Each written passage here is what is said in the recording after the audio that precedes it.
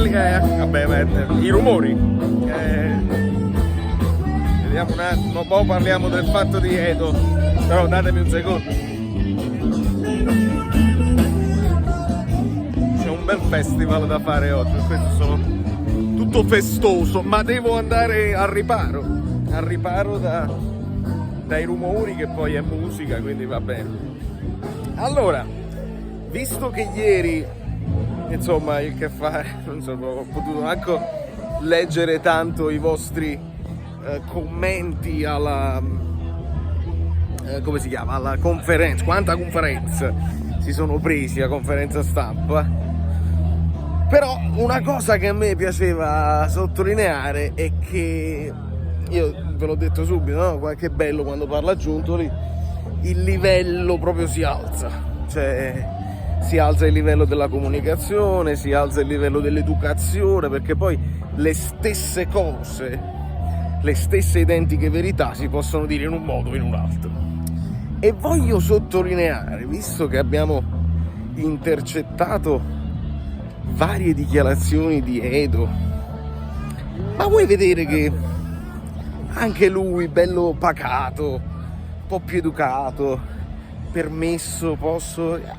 beh, io poi non mi voglio fare, insomma, c'è un ruscello, una sorta di ruscello. Non voglio farmi quello che hanno sentito a noi e hanno virato, no, aspettiamoci comunque che prima o poi possano fare delle uscite particolari. Ricordiamo che sempre che il papà deve tornare, il papà è quello che è un po' più... E quando c'è pure il papà, pure Edo diventa un pochino più aggressivo.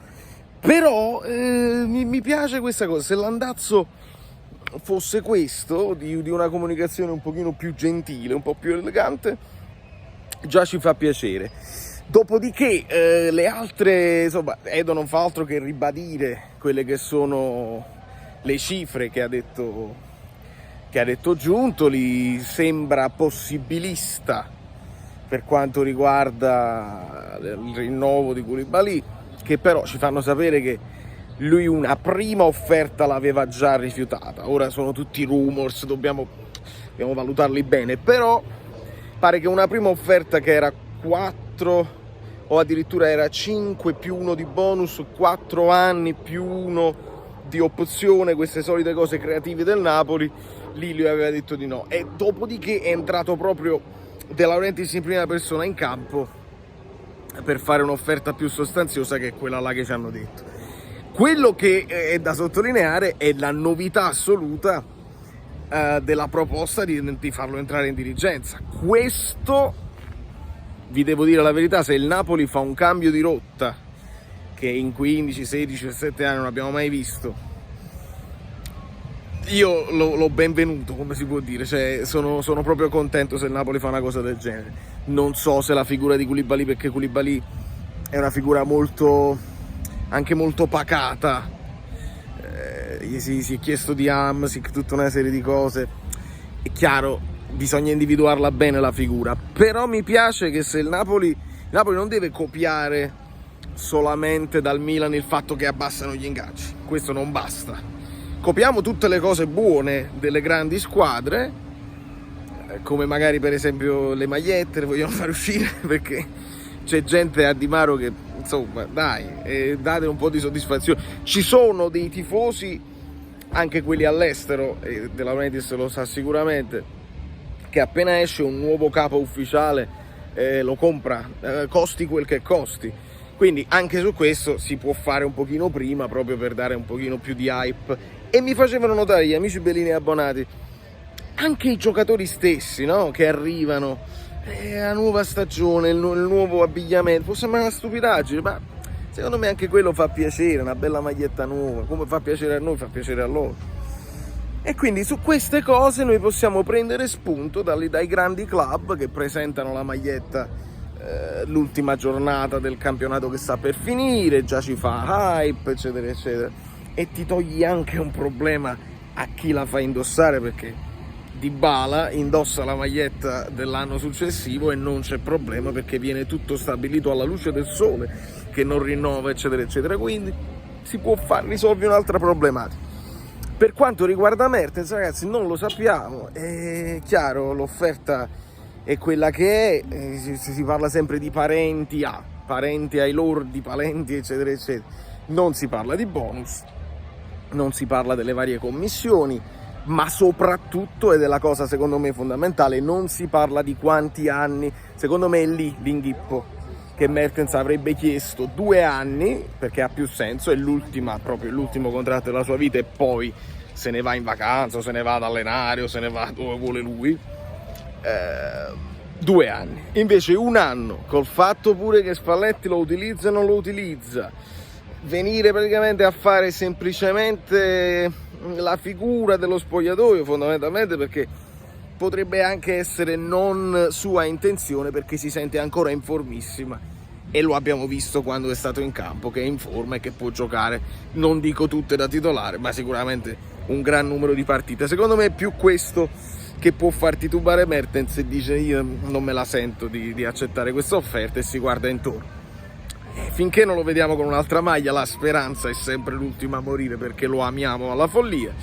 Però sottolineiamo che a Koulibaly è stata offerta la situazione da dirigente, a Mertens no, e io qua ho un'idea ben precisa, perché Mertens da tempo immemore, da sempre, Mertens dice bisogna comprare più giocatori forti. Nell'ultima intervista a bordo campo disse: con me o senza di me bisogna riprovarci a vincere, il Napoli deve essere forte, e questo come figura forse non è molto amato dalla società. Questo non lo so, però non credo sia il profilo aziendalista Mertens. Forse Koulibaly lo è un po' di più, Marek Hamsik forse lo è stato, però poi Edo dice pure: noi la volevamo fare pure con Albiol. Lì, caro vicepresidente, ti devo ricordare che De Laurentiis ebbe delle parole non bellissime per Albiol, quindi lì fu quasi una spinta verso altri lidi. Quindi prendiamo con le molle tutte queste cose. Io apprezzo quando si parla in maniera più elegante, già è un qualcosa, visto che vediamo che è un ritiro dove tutte le trasmissioni poi hanno invitato anche molti youtuber e cose, e qualcuno si sta lamentando: ma chi sono questi? E chi sono, ragazzi? Sono quelli che stanno su YouTube, e alcuni che urlano, alcuni urlano di meno, alcuni insultano, e sarebbe strano poi vederli tutti belli perfettini, che entusiasti per la squadra, eccetera eccetera. E se quello è il personaggio, e quello faranno. Quindi è giusto che sia così, anzi sarebbe addirittura ridicolo il contrario, che dopo tu che hai insultato qualsiasi giocatore poi vai là e dici no, perché poi sei possibilista. Quindi è bene alzare lo stile. Se non si può vincere, almeno si può essere la bellezza, la gentilezza, lo stile, proprio gli orizzonti azzurri. Quindi ragazzi, possibilisti. Maximiano ha firmato per la Lazio, a quanto pare, quindi il portiere non sarà quello per noi. Dobbiamo ancora aspettare queste cose, insomma, portiere, difensore, la risoluzione di quei punti interrogativi che sono tutti incedibili secondo il Giuntoli, ma significa tutti cedibili se arriva l'offerta, come Fabiano, come Politano, come Unas. E io spero che qualche cosa si muova in attacco, perché se non è Mertens, se c'è Mertens io mi sento un po' più tranquillo, ma avere Osimhen e subito dietro Petagna e Ambrosino secondo me è pochino per andare in Champions e per fare una buona Champions, che poi potrebbe diventare Europa League, non ce lo dimentichiamo, e a quel punto tu te la devi anche giocare alla grande, perché ricordiamo che il ranking è importante, perché altrimenti se noi rinunciamo al ranking e facciamo fino a oggi interesse, andiamo sempre più giù come paese e come squadra, e poi acchiappiamo i famosi gironi di ferro e non sappiamo come uscircene più. Quindi bene l'eleganza, lasciate i like, se signori lasciate i like anche al Napoli, e ci vediamo presto, perché chissà, qualche novità. È bello che dice Dybala, tutto è possibile, le vie del Signore sono infinite, poi stesso lui dice no, io non ho detto niente. Quindi prendiamole con le molle. E poi tutti quelli che stanno dicendo però Giuntoli ha detto una bugia per quanto riguarda Dybala, gli interessa, eccetera eccetera, allora decidiamo. sono tutte bugie o sono tutte verità? O sono bugie a convenienza o sono tutte verità celate così? Dobbiamo decidere. Se ci fidiamo, ci fidiamo. Se non ci fidiamo, non ci fidiamo. Da New York, anzi in questo caso dal New Jersey, Valerio Fluido è tutto, vado a fare il che fare perché la musica chiama.